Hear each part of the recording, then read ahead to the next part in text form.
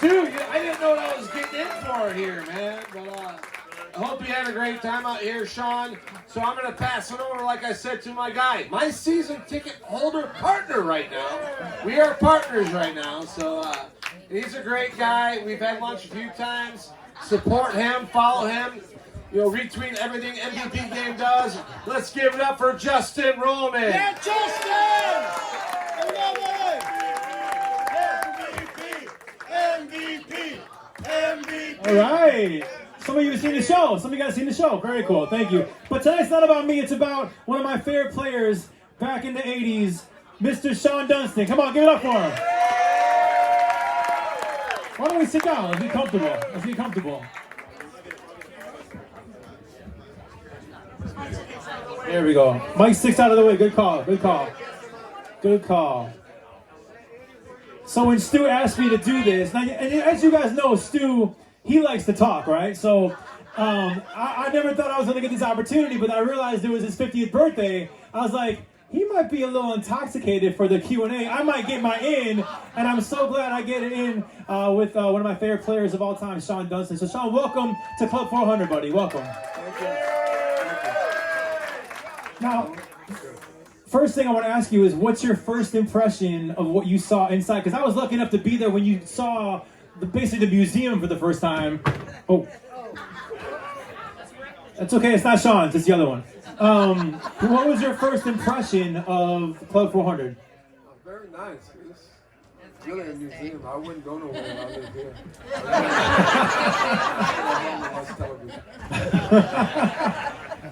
Could we get a little more volume on Shawon's mic? Because I know I'm loud.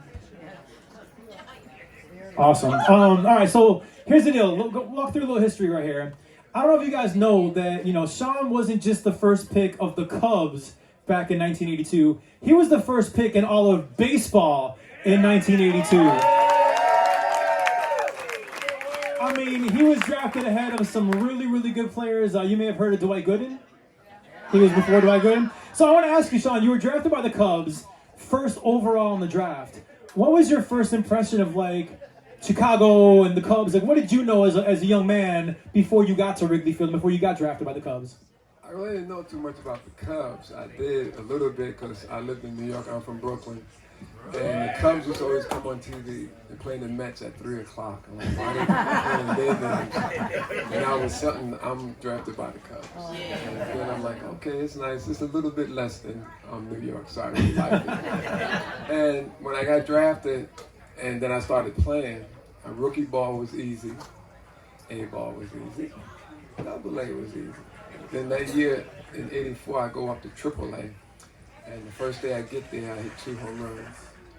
I've been there for 2.5 months. Then the first week, I hit 5 home runs. I said, oh, I'm going to the major leagues. And then I'm staying 2 months. I hit 5 homers, only end up with 7. And I said, what is that pitch?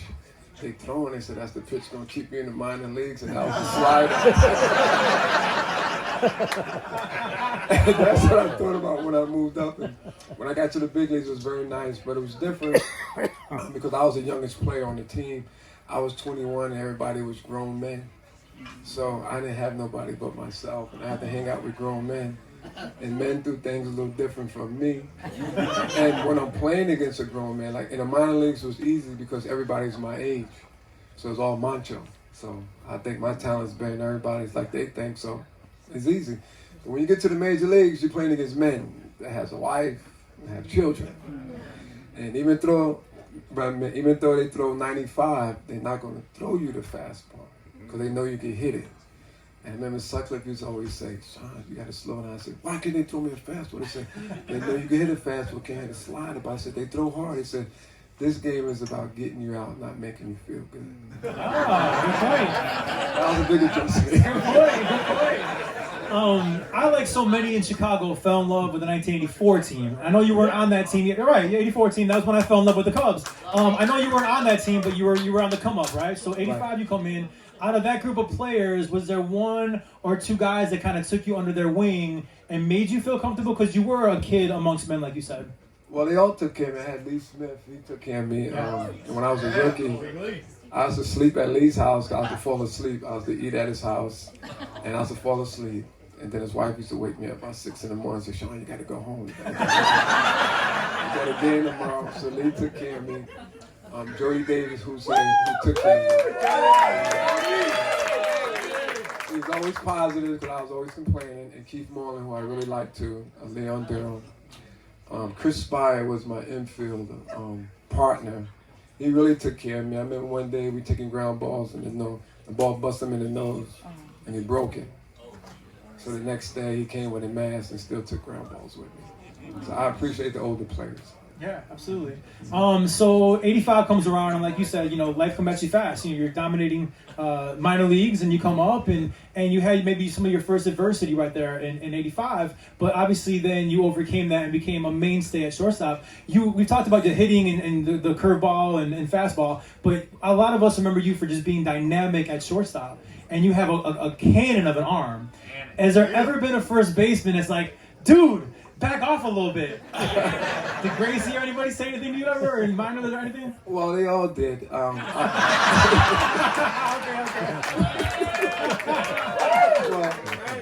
Well, when you play shortstop, we all want to be Ozzie Smith.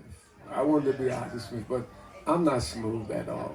I'm a little rough around the edges. So I remember Zim said, just throw the ball. You have an arm, use it. You can't be Ozzie. Yes, you want to be him, but you have a good arm, use it. Don't worry about it. They catch it. And they did. They did. What was it about Wrigley Field? Kind of walk us through that moment, because we've all, no matter how old we are in this room, we've all had that moment the first time we walked into Wrigley Field. You had it different because you got to walk in and play at Wrigley Field. So what was your first impression of, some of us like to call a cathedral here in Chicago, Wrigley Field? Oh, it was nice. It was nerve-wracking. I still see it right now when I came up, and it's like, whoa, this is different. It's like, it is true, you have 3 decks in the major leagues. In the minor leagues, you don't have that. And everyone's screaming and looking at me, and I think everybody's looking at me. It really wasn't, but I felt that way. But when I made a mistake, I always felt they was looking at me. And that's nerve-wracking, so you have to get used to it. And I made my first error in the 5th inning before I got my first hit in the 6th inning, so I remember all that. Yeah, okay. So you being from New York, cold weather didn't bother you, because Wrigley Field can get really cold in April and May and September. It didn't really bother you from being from New York? I'm 22. It's nothing cold. It's nothing. It's not cold. Right. It's not hot. Nothing hurts. Now I'm 60. Everything hurts.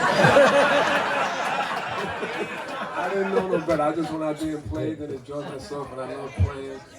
But I really appreciate the fans, because we was in last place a lot of years. Yeah. And it's easy to be the best fans in baseball to come out when your team's in first. Right. But you Cub fans always made us feel comfortable when we was in 3rd, 4th, 5th. But we always felt like we was in first. Yeah. So I wanted to tell you that we appreciate that.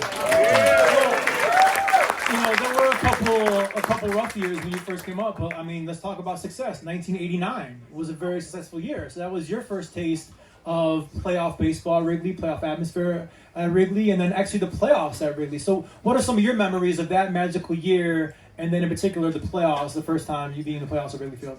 Well, 89 was a beautiful year because we won, but that was the year the Shawon meter was born. Which we're going to get to in a second. We're going to get to that for sure. Because you and I have talked backstage about that. So, all right, you know what? Forget it. Let's go on to that question. Because I love what you and I talked a little bit backstage, and I was so taken by your opinion of this. So we all know the Shawon meter being on TV and Harry Carey talking about it and everything. Give us your impression, or your first impressions, of what the Shawon meter meant and what you thought of it. Well, at first I didn't like it. My batting average was 177. And it was like May 28th, 29th, so that's a lot at bats. Right. And I didn't think it was funny that guys hold up my batting average. Because on the scoreboard it stays up there for so long, and I'm like, then all the teammates getting on me and say, Shawon, look at your batting average. I said, I know my batting average. I got this guy out here, this batting average is pissing me off. I'm trying to be nice. I am pissed. And he has my average. I'm like, really? Man. So that whole year was like funny. And then that year, I remember my wife told me one day, man, we playing the Los Angeles Dodgers in LA, right, Tracy? And I called, I said, how you doing this day? She go, what are you doing? At the plate. said, what are you swinging at? I'm like, what are you talking? I said, it's not that easy. Well, I wouldn't have swung. I said, you ain't playing. And it went on. My wife pissed me off. The fans are pissing me off. But everybody is right. But my wife goes, you made my stomach hurt. So I had to turn the TV off. So, oh my goodness. So I'm like, wow. So I said, you just turn it on when Andre and Rhino and Grace get up. She said, yeah. I said, okay. And then he hit me, then it's Shawon on me, there's my wife getting on me. But it motivated me. It made me feel good that people care. You know, my wife was telling the truth. And she said, what are you swinging? I said, it's not that easy. Right. I said, I want to be Rhino too. I want to be Andre and Grace, but we can't be like them all the time. Let me be me. That's why I had the best manager in Zim. He let me be myself. He said, Shawon, if you want to swing at it, swing at it. But when your batting average go down, it's on you. So I had to slow down a little bit. So I slowed down. Then I learned how to walk. That was the highest walk I had, was 30 walks, and Grace goes, Shawon, if you walk, it helps your batting average. I go, really? I swear.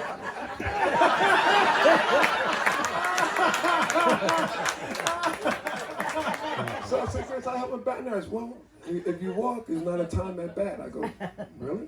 So I walked and I got it up. And I seen it Shawon on me, and it kept going up, and it went to 180. I said, wow, that's a lot. It went to 185. But it really, man, felt good when my wife and my kids were saying, Daddy, look at Harry Carey. He said, feed the meter, feed the meter. That really made me feel good. And everywhere I went, every town, everybody had a Shawon meter. But I knew which one's the original one. Right. And that's my buddy Dave. Yeah. So we didn't realize this is actually an official Shawon meter. And Shawon Dunston actually signed it inside the house. Pretty cool, man. That's really, really cool. Yeah. It's all him. He made me popular. First he pissed me off. But he's my buddy. But it's funny, you know, I mean, like, now with social media, things go viral, right? I mean, so that actually, back in the 80s, late 80s, and that's kind of your viral moment that kind of got you to become, like, more of a household name outside of Chicago, because that Shawon meter was something that people actually gravitated to. Yeah, they did, but I didn't like it. You didn't like it? I wasn't hitting my weight. But I mean, eventually you got it up, and you brought up Harry Carey, and I want to bring it because obviously we all love Harry Carey. I feel like I grew up and he was my grandfather. I never met the man, but I felt like he was my grandfather. I came home from school, watched it on TV, heard him talk about baseball. I felt like I knew him so well. What was, from a player standpoint, what did you guys think of Harry Carey? Because you weren't watching the games like we were watching the games. So what was Harry Carey to you and the teammates from a dugout level? Harry was the biggest Cub fan. Boy, he wanted us to win so bad. Right. Everybody thought he was a front runner, but he wasn't. He was just a Cub fan. I mean, he really loved us, and it's funny. Every time I get up to bat, he calls me Shawon. Which you don't like, apparently, right? No, it's not that. But when we go on a road trip and get on the plane, he calls me Shawon. Oh, really? So just to clarify, on the air, he will call you Shawon. Because it's kind of spelled that way, right? Well, it's spelled that way, man. My grandmother spelled it that way. It's unique, so I kept it, and he kept calling me Shawon. I never corrected it. But on the plane, personally, he said Sean. Sean. They call me Sean. Then when other people call me Shawon, I correct it. My name is Sean. Oh, okay, yeah. I never correct Harry. Never.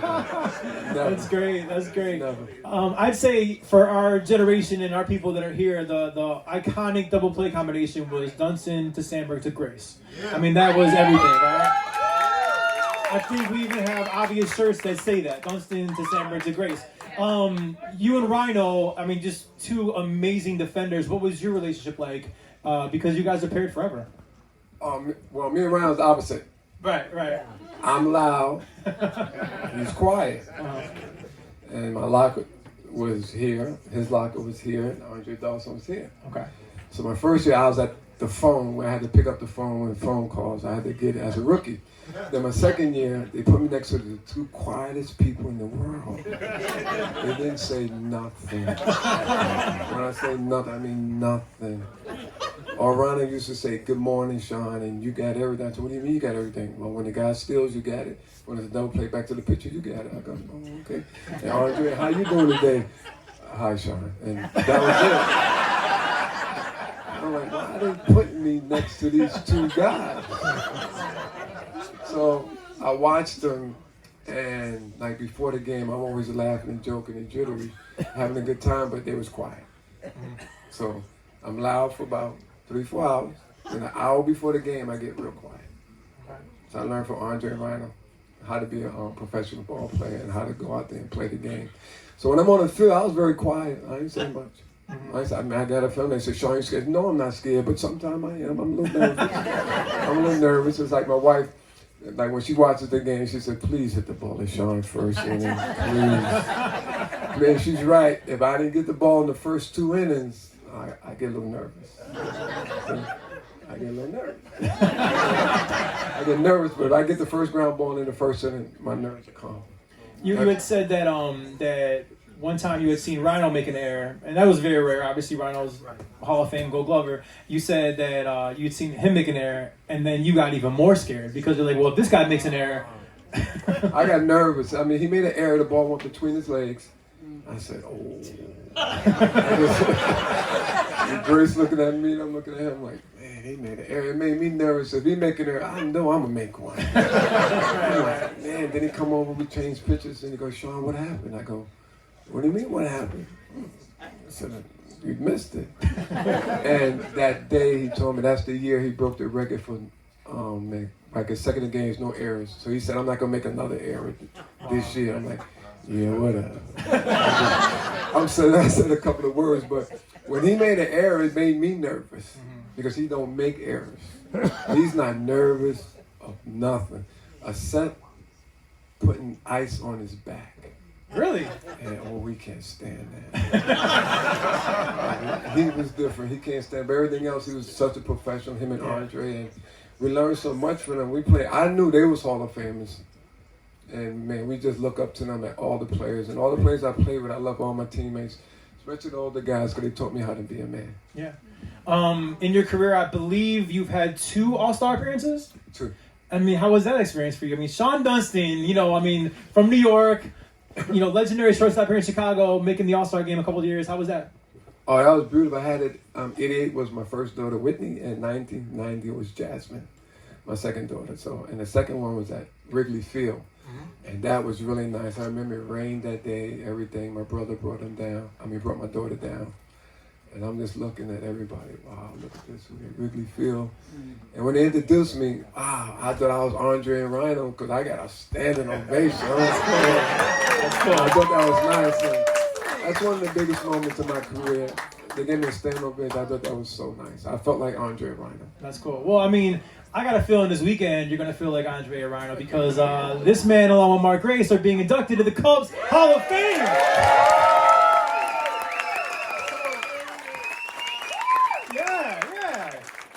Walk us through that. Like, who called you? What were you thinking? How do you feel about it? I mean, there aren't many, but I mean, the fact that you are officially going to be a Cubs Hall of Famer, walk us through that moment and what it means to you. Well, I was out with my wife in Arizona, and the people called me and were like, "Well, you need to come in." I said, "For what?" I haven't spoke to the Cubs in years. So what you calling me for? So they said, "Well, we need you to come to the convention." I go, "No, I don't need no attention." A lot of guys go. I just want to be at home. Now that I'm home, I'm getting older. And you men, you get a little older. You know you're old when you hang out with your wife.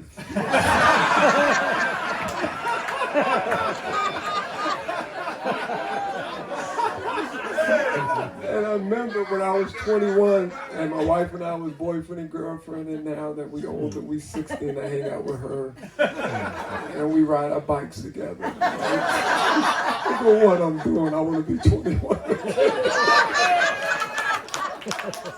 But it's nice and we get along good and it's just nice. But when they called me, I thought it was a joke. I haven't spoke to the Cubs. I'm like, what are you talking about? Well, Shawon went to the Cubs Hall of Fame. And I got quiet, and I told my wife. I said, "Whoa, me?" I said, "Well, going in with Grace." Then when they said Grace, it made me feel really comfortable, because Grace is my buddy. And I'm not afraid to say when I played with Grace, he was my security blanket on the field. Yeah, right. So my skills could come out when I played with Grace and Rhino. Because Rhino let me get every ball up the middle. He said, Shawon, I will not run into you. I'll go around you. You just cut your foot, and you can just get it. And when I get the ball in the hole, I'm going to try to throw everybody out because I do have an arm. And I want to throw a guy out. I wasn't worried about throwing it away because I knew Mark Grace would do his best and make me look good. Yeah. I mean, is there any better way you could be inducted to the Cubs Hall of Fame than with your buddy Mark Grace? I mean, it really is cool that you both are getting that together because you guys are honestly, connected forever. Yeah, that's what. But I like when Grace came up because when I was the rookie, I was the first one. Then Greg Maddox, then Jamie Moyer, Ralphie Palmeiro came up. Then Grace came up. Before Grace came up, I was the one who's always in trouble. I couldn't do nothing right. If I make a good play, you could have did it better. Or you got a double, you should have had a triple. I couldn't do nothing right. But when Grace came to the Cubs, it switched. And it went to Grace. And I loved it. They used to rip Mark Grace so bad. I remember we had a team meeting because we said you're supposed to wear socks on the plane. And Zim ripped him in LA and said, guys, you had this young stud on the team, don't know the rules of wearing socks. And I see Mark just put his face down. And I started crying, I'm laughing. So it all went off on me. But what they was trying to do was tell me and Mark that you have a chance to be very good players and leaders of the team after Andre and Rhino leave. But we don't know that. We just want to play and want everybody to accept us and like us. Right. So when he took it hard, I thought it was funny. I still do to this day. And I'm glad he came in. But I'm so happy for him because I know most Cubs fans know how good Mark Grace was. He don't get the publicity. But he had the most hits in the 90s, right? Yeah. That's more than Tony Gwynn, right? Wayne Boggs, right? Yeah. Those are Hall of Famers. Mark's a very good player, and he's my buddy. And everybody know that, and I'm so happy he's going in with me. That's awesome. Yeah. You had said you hadn't talked to the Cubs in a while, so just because I know you guys got close in '89, and I think obviously we've been starved for a championship in the city for a long time. How did you feel about 2016? Were you following along? I know you were affiliated with the Giants for a while. I know we beat the Giants in 2016. But how did you feel about the actual when the Cubs won the World Series? What crossed your mind, and what did you feel? Well, it was good. I mean, because I was with the Giants, and here I'm with the Giants, and they go, Shawon, who you rooting for? I go, what are you talking about? Well, we playing the Cubs. I ain't saying too much. I was coaching. Right. Everyone knows I love the Cubs. So now I'm a coach, and they go, Shawon, we playing the Cubs. Who you rooting for? I was like, whatever. But when they beat us, I knew the Cubs was going to win. Yeah. Because we had a very good team, the Giants. So we just came off 3 championships, and now here's the Cubs, and they're just a little different. They had little stud players, they had some good players. The hustle there was a little different. So I said, I knew they was going to win the World Series. So when they did make the World Series, and my daughter's watching, and we watching the game, she go, why you rooting for the Cubs? I said, they paid for our house.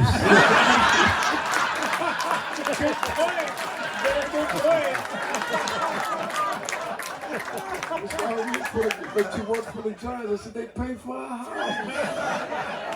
I root for the Cubs, but I knew they was going to win. I was happy. I was very happy for the Cubs because they deserve it. The Cubs fans deserve it. It was very. I was a little jealous. Don't get me wrong. Yeah. I was a little jealous. Jealous as a player because you guys didn't do it, or because you were with the. Why were you jealous? No, I was jealous because I wasn't on the team. Right. It wasn't the '89 Cubs. You're right. Correct. Okay, I got you. And the Giants beat us. I know. And now with the Giants, and I still hate Will Clark for that reason, man. I'm sorry, I do. I just hate him. Along with Steve Garvey, and I hate Will Clark. I'm sorry. No apologies. He's a little different. He was very good. I didn't like him at all as a player. Oh, okay. I didn't like him at all. Okay. But when we became teammates with the Cardinals, he's a class act. Yeah. He's a very good teammate. I know he's a good player, but just, being a Cubs homer, I just hated the man. No, he was good. I still hate him. He always reminds me of what we did to you. I go, weird, whatever. Yeah, right. Couple more questions I had for you, then we'll open it up to some people here. But you were a dynamic defender, and you were a dynamic hitter. What did you like better?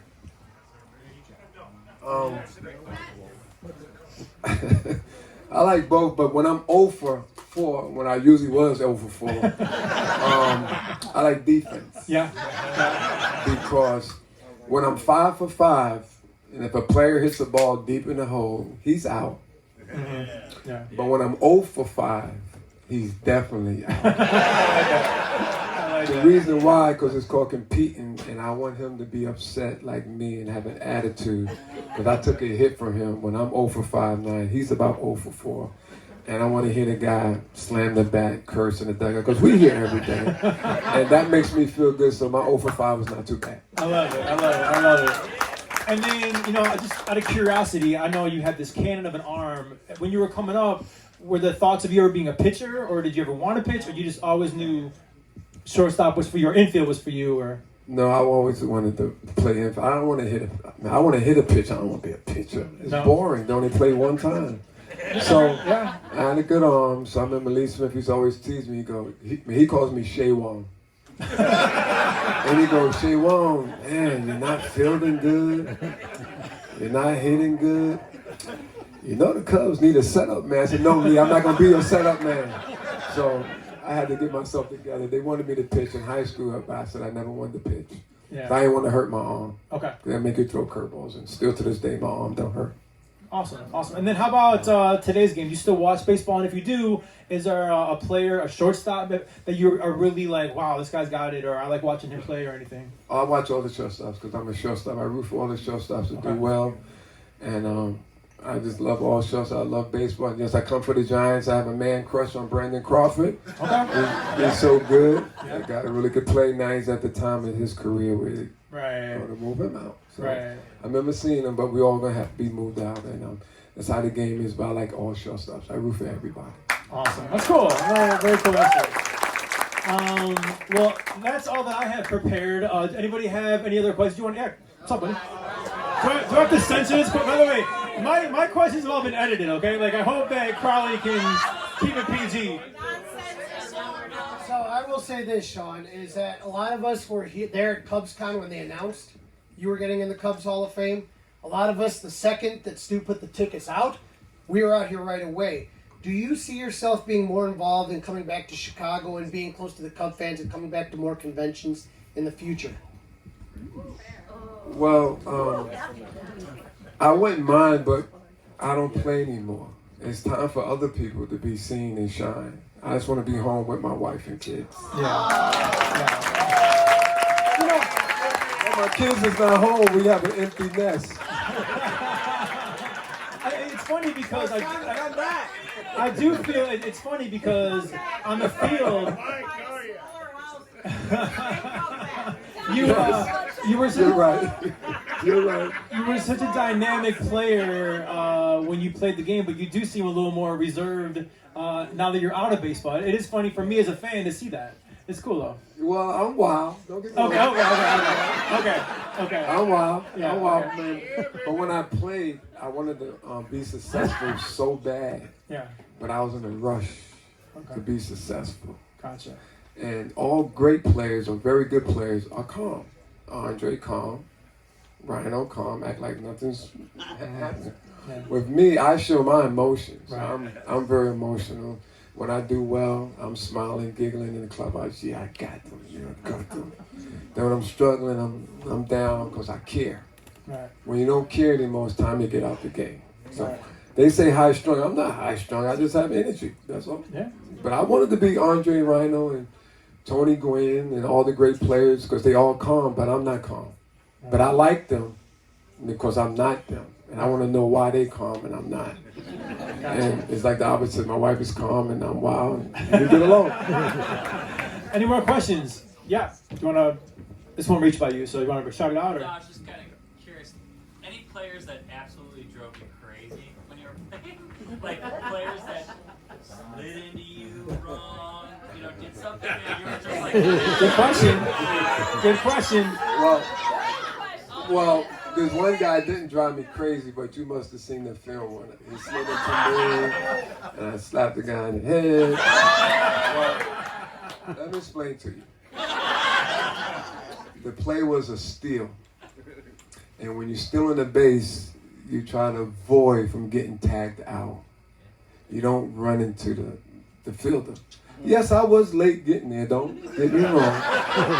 I was late, but the base is here, and I'm here. And if you're still in the base, you try to avoid from getting tagged out. So why are you sliding here? You slide there. But he slid and took me out. And I got pissed and I had to let him know, you're not going to do that. But other people say, oh, there goes Shawon. He's upset because he just had back surgery. No. If it was a play with man on first and he's taking me out, that's a great play. But when you're stealing, you don't take the infielder out. Right. So that's when people say, oh, Shawon is upset, he's crazy. No, I'm not crazy. I'm not crazy, but you don't play like that. I never played to hurt anybody. Never. Yeah. Never. To follow up on that question and what you're talking about right now, how do you feel about the new rules that really do protect the infielders? Because you played in a time when like guys would try to break up those plays hard. They've kind of cut back on that a little bit. How do you feel about baseball today versus when you played? Different, kind of a little easy right now. Because nobody takes you out. Right. But I used to want the guy to come take me out because I was a drop down. So when I dropped down, I knew where my target's at.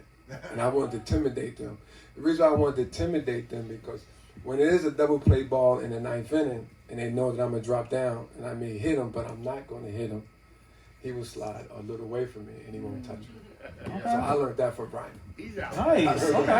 Nice. I learned that from him. Any more questions, guys? Yep.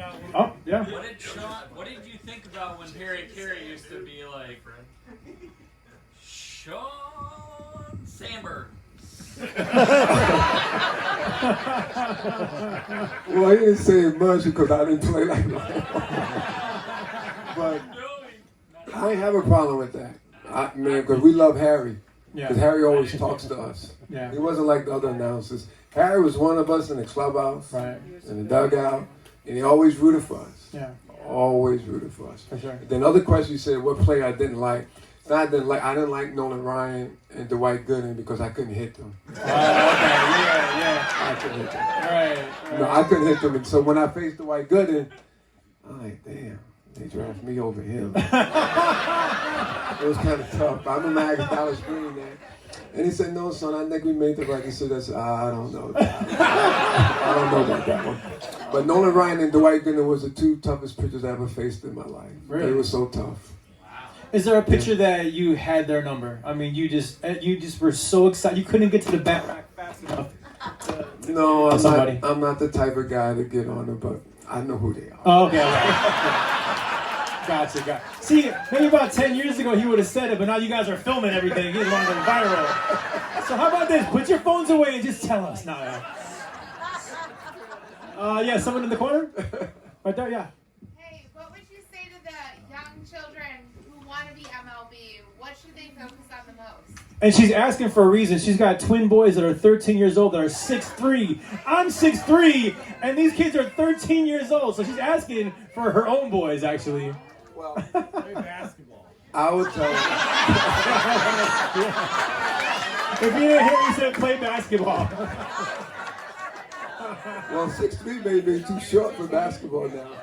But I would tell a young kid and their parents, I made it because of my dad. And you need to listen to your parents. It's not just the word to say. I listen to my parents. I listen to my father. He's my hero. He's not here now. He passed away 10 years ago. But I listen to him because you should listen to your parents. Because I tell you, because your parents are going to always tell you the truth, whether you want to hear it or not. Right. But when you're playing in the minor leagues, and coaches, I was the number one pick, and they was just always telling me I'm doing good. But how I'm doing good when I made 50 errors? See the difference? You were the golden child of the Cubs organization, so they weren't maybe being as hard on you as your father would be. Right, but I was failing. I made 50 errors. And I remember I had one coach that said, can you tell me what I'm doing wrong? And he didn't tell me. I'm not going to tell the coach's name. And he go, well, no, I'm not going to tell you. I said, wow, that really hurt me. It bothered me. But I said, it's okay. I'm going to make it with you or without you. But I'd rather make it without you. Because half of the coaches are trying to go to the big leagues with you. Some of them. And the good coaches are the ones who's always on you and staying on you. So your parents will always tell you the truth. With other people and coaches, they're not. Because they're trying to go somewhere with you. So your parents can always tell you the truth. I say, listen to your parents. Nice. They're going to tell you the truth. And it seems like, great. I will clap for that, for sure. And it seems like you had a real good connection with Don Zimmer. It seems you brought him up a couple times. Was that maybe, I won't say favorite coach, but a coach that really got through to you? No, he's my favorite manager. I have no problem with Okay, that. cool. Well, he lets me be myself. Right. So we have other coaches. They're always trying to change me. Mm-hmm. I had one coach, Gene Michaels, a very nice man. He was a shortstop. And he goes, Shawon, you have to sweep the base. I said, I can't sweep the base like all the shorts. I step on the base. But I said, Gene, I can't do what you do. Right. Just like you can't do what I do. And he go, well, you're not being coached. I said, yes, I am being coachable. You can't do what I do. So why I'm uncoachable? And he looked at me, well, you need to do it my way. I said, but you don't play anymore. You see? So that was the problems what I have with the coaches. But Zim let me be myself. He said, son, you want to touch the base this way, touch it. Make sure you throw it straight. I said, maybe a little crooked sometimes, Zim, but he said, We got grace, just we're throw good. it straight. So he let me be myself where most coaches try to change you. Yeah. With Zim, and my favorite coach is John Vukovic, who was a third base coach in 85. And Ruben Amaro. And my infield coach was Tony Franklin. They let me be myself. They say, Shawon, let's do it your way. And if your way don't work, can you do it my way? I go, oh, sure. But other coaches will say, you're going to do it my way. I go, no, I'm being defiant. I'm not doing it your way because you're not playing. Right. Nice. Yeah, right here, up front. Joe Madden had a saying, respect 90. And even as a 12-year-old, watching you run every ball out like you did the 30-yard dash and just, beat out I don't know how many infield hits in your career.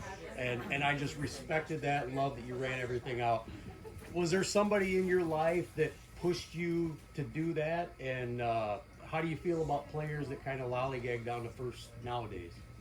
Well, I grew up that way playing because I watched the television in New York. We had WOR with the Mets. And there was 3 players I always watched, but I never liked them. Because I was a Met fan and I'm a New Yorker. It was Pete Rose, it was George Brett, and Hal McRae. They always ran down the line real hard. I'm like, why these guys are running down the line so hard?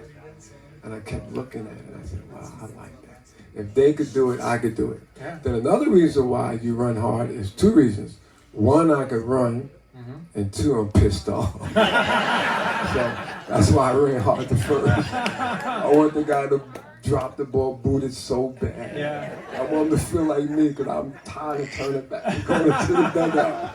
And That's why I play hard. if you beat out an infield hit, the Shawon meter goes up too, Infield hits count. Yeah, it's trying me to go up, but when you get on the air, your bat nerves goes down. But at least I feel kind of good because he feels like me. True.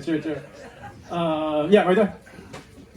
Hey, I want to know how many errors did Mark Grace save you? Oh, an estimate of how many errors 700. Gracie saved you from. Oh, that's not a question where I'm embarrassed. No, I'm not. He saved me many. I have no problem, but I had Leon Durham first. Yeah.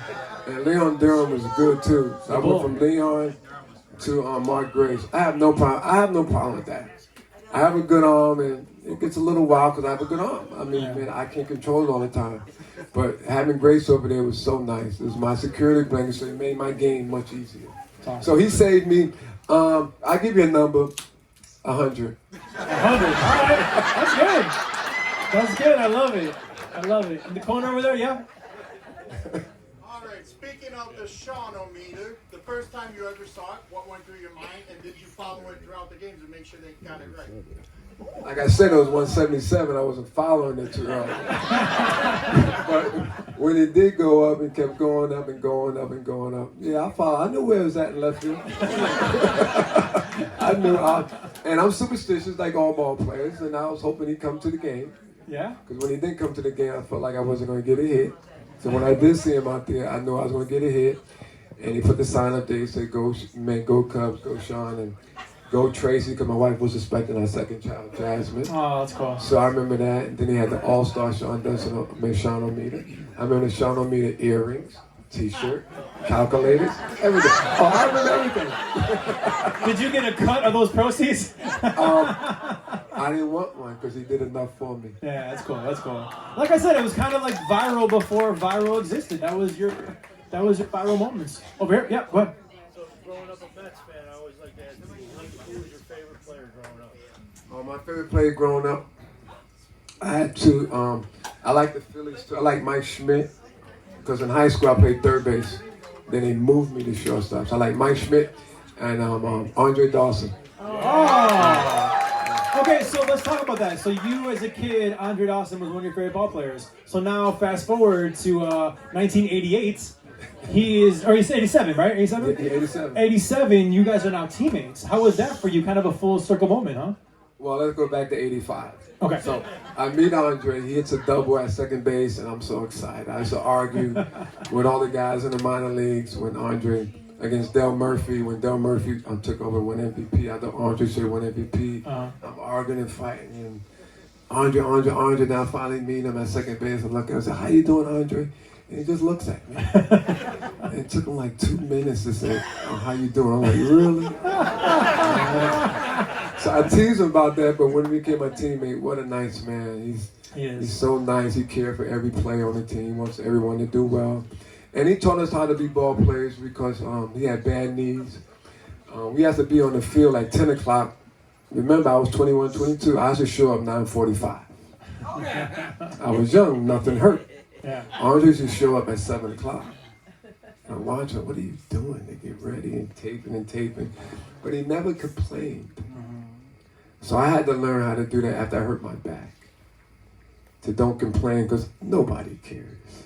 Yeah. And I had to learn that, and team Dr. Shaver told me to learn from Andre how you carry yourself. Be quiet and just go about your business. Love that. And while you bring up Andre, clap for the Hawk.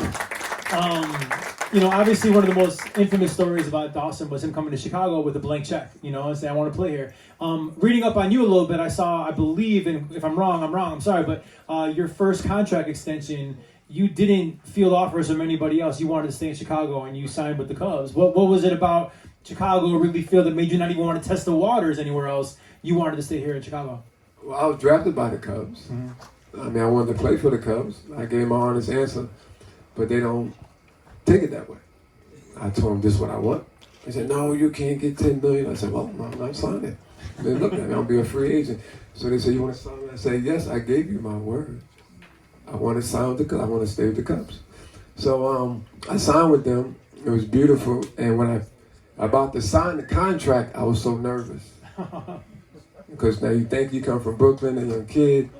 I'm about to sign for $12 million. I go, I'm nervous. Because this is life changing. Right. And it set my life up. And my wife and I. And I was just nervous but very grateful. And then usually when players sign big contracts, they get hurt. And that all season I got hurt picking up my daughter. As I hurt my back. And the game was slowing down for me. The game got a little easier.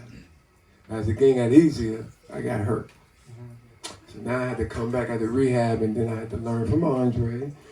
And he left, so I had to go from being at the ballpark at 9:45 and here Shawon's at the ballpark at 7 o'clock. So I had to learn how to, get ready for the game and then play against the other team.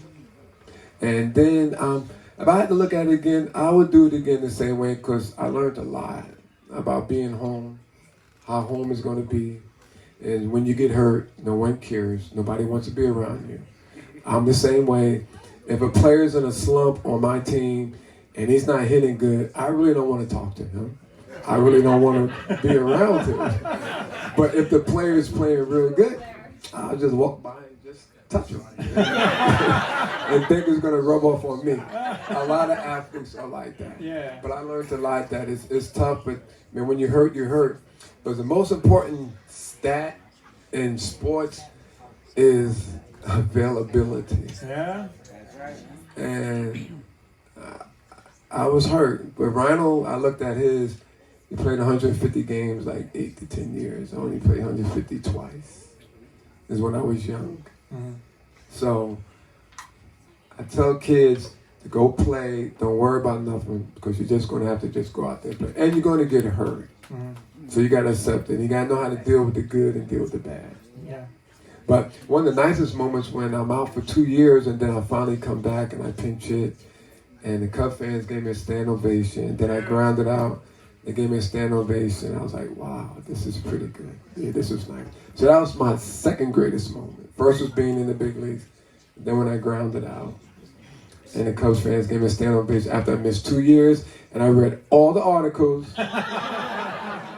All of them. And I remember all the reporters. When I came back, I just gave them the dumb look. Not the look that I have now. And just let them know. But I know they had a job to do, but it wasn't fair because they didn't know who the person was. All they was looking at how much money you made. Right. And I was making all this money, but I was miserable. My wife could tell you, I was miserable. Because I couldn't play baseball. You're a competitor. You want to be out there. Yeah, I want to play. I mean, Right. the money was nice. It's going to my wife and the kids, but Right. I'm unhappy. I just want to Yeah. play baseball. So, baseball is a beautiful sport, but you got to take the good with the bad. So if you want your son to be an athlete, you got to take the good, and they got to take the bad, and he has to be humble. Yeah. He has to be humble. Yeah. Actually, great advice. Over there. You mentioned that Andre's one of your favorite players growing up. Tell us where you were and give us some inside scoop about Andre throwing the bats onto the field and what your perspective was and how that all played out in the dugout. Maybe give us some inside scoop of that dugout. I was at that game actually. I was at that game when he exploded, and that was so out of character for him. So yeah, any insight you have on that? That's a great question. Well, it was Joe West. It was Joe West. Joe West is a little different. He wants to control the game. And he called that low pitch on Andre, and I'm like, wow, that is a ball. You could call it on me because I swing at everything. But Andre or the hitters who walk a lot, you don't call that. Or good hitters. So when Andre just went off and went crazy, and I'm just looking at him like, yeah, Andre, about time you showed some emotion. I thought it was funny to me. But we all stayed away, and I'm like, Andre, what's going on? Man, I'm sick of this. And I said, really? I said, you talking to? Really? So I thought it was nice. Zim liked it. The whole team liked it. Andre don't say nothing. Don't do nothing. And Rhino was laughing, so I thought it was funny too. I love it. I want to circle back on one thing you said actually about when you were hurt and you read the articles, and then that was a different time. Now there's social media and there's Twitter and there's all this stuff that's like instant. Do you think it's harder to be a ball player now because the criticism is real and it's instant and it's whatever? Back then it was the reporters and the newspaper and the TV stations. But like, what is your take on the fact of like the ball players today dealing with the negativity on Twitter and social media instantly versus the old school papers and TV stations and stuff? Oh, they have it harder. Well, I don't get on Twitter. I don't even know how to turn on a computer. Oh, wow, okay. All right. He's old school. I don't like text. I want people to call me because I say if I owe you money, you will call me, not text me. So I'm in that generation. But the new generation is good, but it is tougher. It is tougher. I mean, because everyone has an opinion, which they do. Yeah. But it's real hard. I'm glad I like my generation because I really can't see myself making $200 million. I'd really be ignorant. I mean, no one would tell me nothing. I wouldn't learn nothing. And it wouldn't be right. So they really have it hard. So I commend them how they carry themselves. It's much harder. I don't want nobody to know my wife. I don't want nobody to know my kids. Right. I just want to be just Shawon and just go play by baseball. But these new guys, they have it much harder. So it is harder now. And they handle themselves very well. But you got to take the good, the bad. If you're going to get on Twitter and brag when you're doing good, you got to do it when you're failing too. Yeah. So that's the only thing I don't like. Good call. Absolutely. Another question over here? I have one. You might not want to talk about it, but it was before a Cubs game. The Cubs were playing the Giants, and you and Barry Bonds were getting into it. And the WGN cameras were all over it. I want to know if you remember that, and do you remember what it was about? You and Barry Bonds, 1994, 95, I want to say? No, I went to 95. I went to the Giants in 96. Okay. 98, 2001 and 2. Well, with Barry, just listen, ball players remember everything. And it's funny, I'm arguing with him, and I'm having a better year than him right now. I was hitting 350.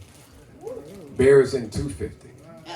And he comes up to me and say, wow, you hitting like me and I'm hitting like you. I'm like, oh, he said that to you, huh? Yeah, but he wasn't lying.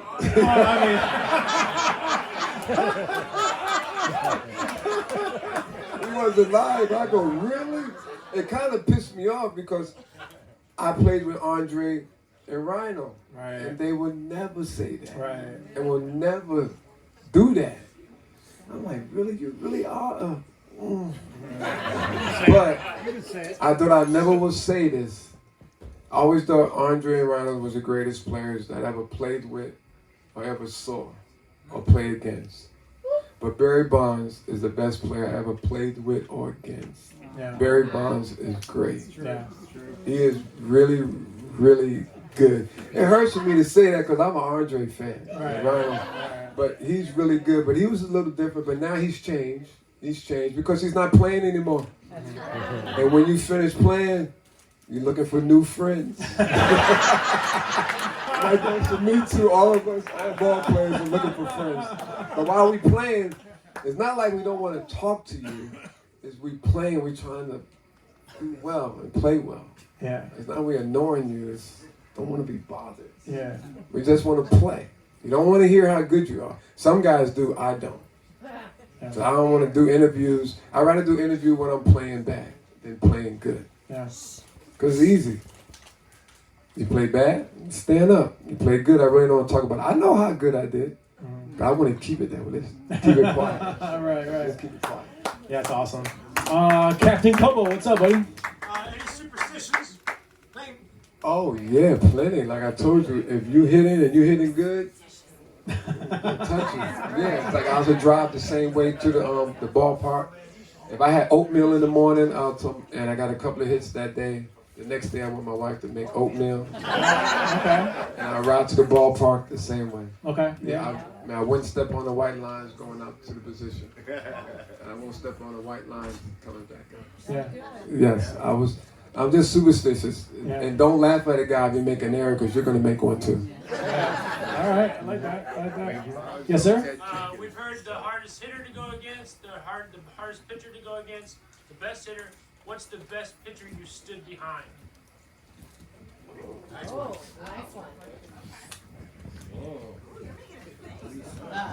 Okay. He's thinking. Oh. Well. Jody's got something to say about this one. It's hard. Well.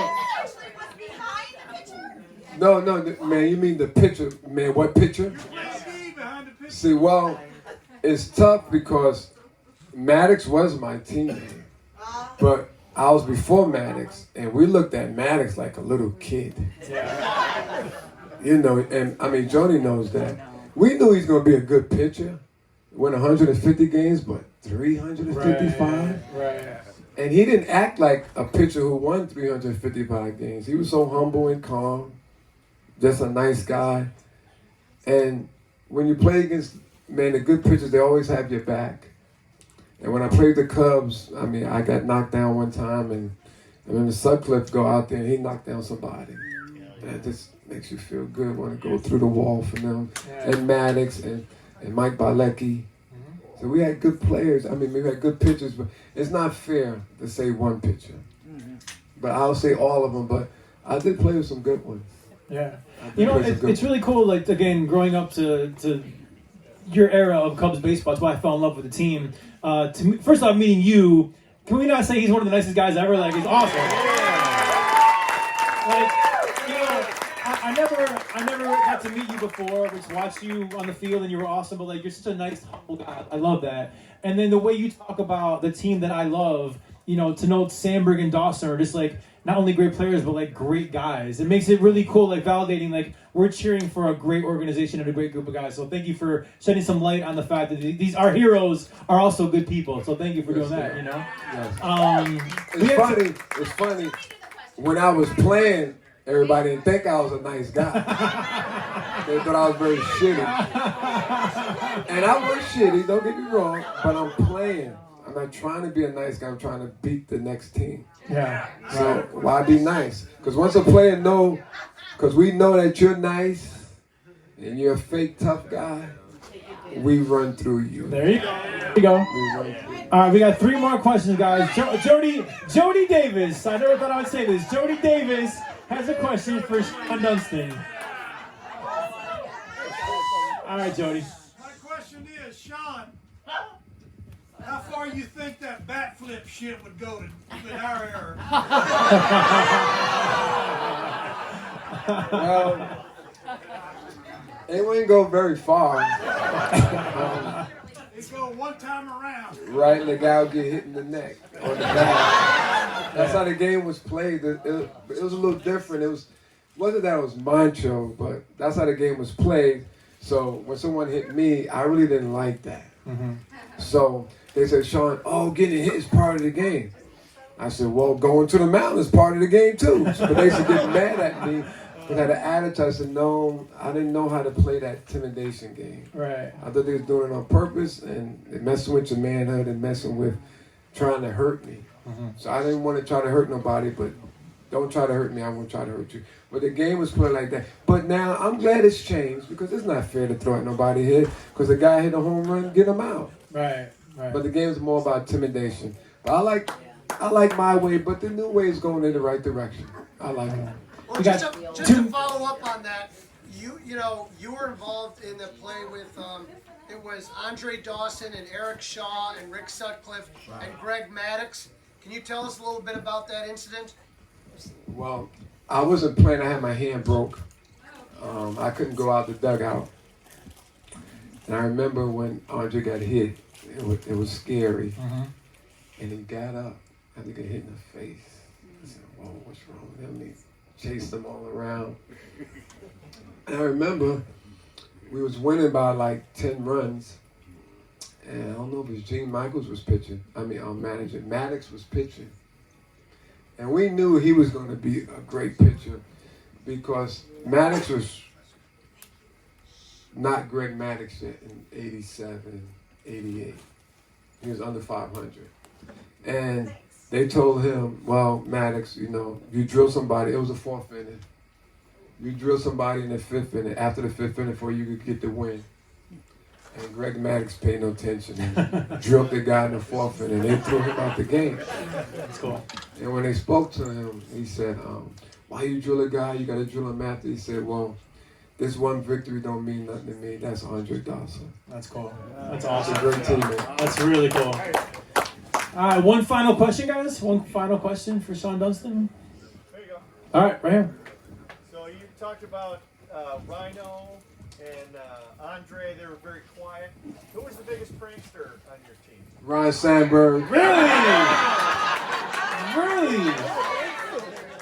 He used to light people's feet on fire. This is a true story. You would light people's feet on fire. Yes, guys would be using the bathroom, on the toilet. He was have alcohol and spray it, and then he would light a match and hey! I was joking. Oh my gosh. Oh, I love it. That's so good. Nobody expect Ryan. No. And no one thought it was no, Sean, do it again, Sean. Really? It was Rhino. Rhino was the biggest mess. Great teammate, but he was different. I also laugh at him because I'm watching him and he never get mad, but every time he did his fingernails, he's pissed. Really? I go, what's wrong with you? That's when you know he's pissed, and I go, you're different. He said, Sean, you just play your game and I play mine. Awesome. And don't run into me. I think that's the perfect story to end on. Everybody, Cubs Hall of Famer, Shawon Dunston!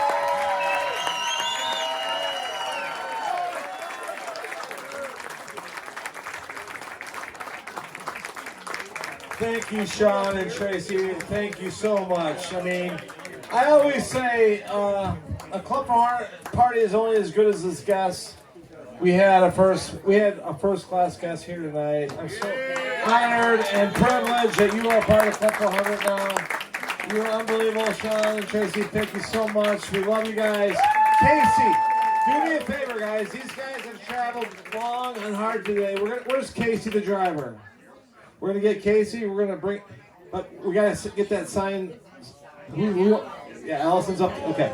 And then we're going to let these guys go home, and he's got a long weekend. He's working for the Cubs all weekend long. And make sure you guys come out Sunday for the big day when Sean's getting inducted into the Chicago Cubs Hall of Fame 2023.